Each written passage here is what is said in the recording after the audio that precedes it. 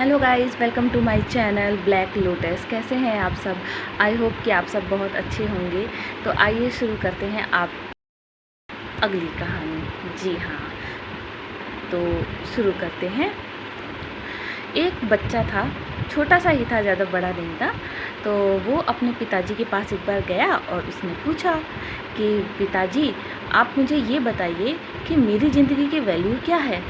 तो उसके पिताजी ने उससे कहा, बेटा, अगर तुम्हें अपनी ज़िंदगी की वैल्यू जाननी है तो तुम एक काम करो, ये छोटा सा पत्थर ले जाओ।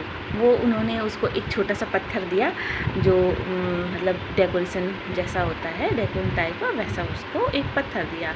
तो वो पत्थर को लेकर उसके हाथ में दे दिया, बच्चे के हाथ में। और फिर उसके पिताजी ने कहा कि बेटा, तुम इस पत्थर को मार्केट में लेकर जाओ और वहाँ कुछ मत करना, बस इसको लेकर खड़े हो जाना। और अगर कोई आकर इस आपसे ये पूछे कि इसकी वैल्यू क्या है तो आप उससे कुछ मत कहना, सिर्फ 2 उंगली दिखा देना। तो उस बच्चे ने कहा ठीक है। फिर उस पत्थर को लेकर वो मार्केट में चला गया। वहाँ पे वो एक साइड पे खड़ा हुआ था। तो काफ़ी देर तक कोई नहीं आया, काफ़ी देर वो बच्चा अकेला वहाँ खड़ा रहा। फिर थोड़ी देर के बाद एक अम्मा वहाँ पे आई और उन्होंने उस पत्थर को उस बच्चे के हाथ में देखा और कहा, बेटा, ये पत्थर तो बड़ा ही सुंदर है, कितने का है ये? तुम एक काम करो, ये पत्थर मुझे दे दो।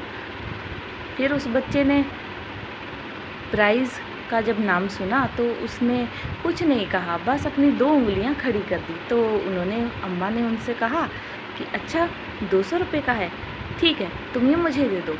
फिर उस बच्चे ने कुछ नहीं कहा और वो वहाँ से चला गया।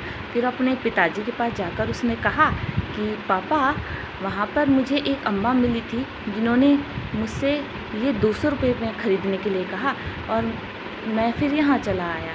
तो उसके पिताजी ने उससे इस बार कहा, अच्छा, तो तुम एक काम करो, तुम मार्केट में फिर से जाओ और इस बार एक दुकान के आगे खड़े होना, और अगर तुमसे इसका कोई प्राइस पूछे फिर से अपनी 2 उंगलियां दिखा देना। तो उस बच्चे ने ऐसा ही किया। वो गया और एक शॉप के आगे खड़ा हो गया। फिर थोड़ी देर के बाद शॉप का मालिक वहाँ आया और उस बच्चे के हाथ में उन्होंने वो पत्थर देखा। तो उस पत्थर को देखकर उसका मन उस पर आ गया। उस बच्चे से उन्होंने कहा, बेटा, ये पत्थर तो बहुत ही सुंदर है, तुम एक काम करो, ये पत्थर मुझे दे दो। तो उस बच्चे ने कुछ नहीं कहा। फिर उस आदमी ने उससे पूछा, अच्छा बेटा, इसकी कीमत क्या है? तो उस बच्चे ने फिर से कुछ नहीं कहा और अपनी 2 उंगलियां दिखा दी। फिर उस आदमी ने कहा, अच्छा, 2000 रुपये, ठीक है, मैं तुम्हें 2000 रुपये दे दूँगा और तुम ये पत्थर मुझे दे दो। उस बच्चे ने फिर से कुछ नहीं कहा और वो वहाँ से चला गया। फिर उसने अपने पिताजी को ये बताया कि पिताजी, इस बार मुझे एक अंकल मिले जिन्होंने मुझसे ये पत्थर 2000 रुपये में ख़रीदने के लिए कहा। तो उसके पिताजी ने कहा, अच्छा बेटा, अब मैं तुम्हें एक आखिरी जगह भेजूँगा। तो उन्होंने इस बार उस बच्चे को एक म्यूज़ियम के पास भेजा।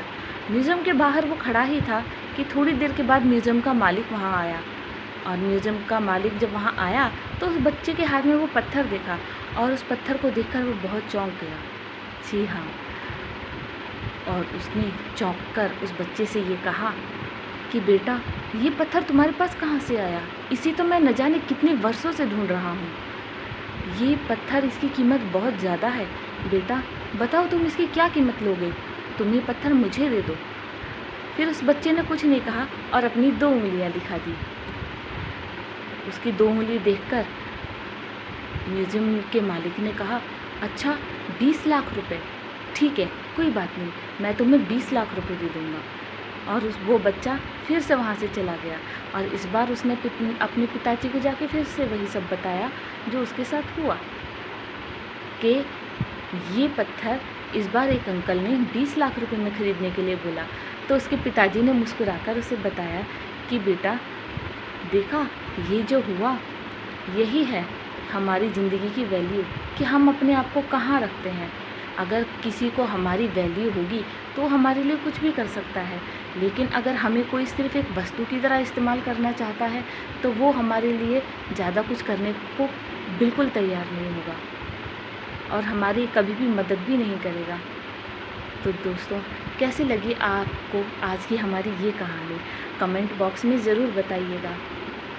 तो मिलते हैं आपसे अपनी अगली कहानी में। तब तक के लिए बाय। अपना ख्याल रखिए और घर में रहिए।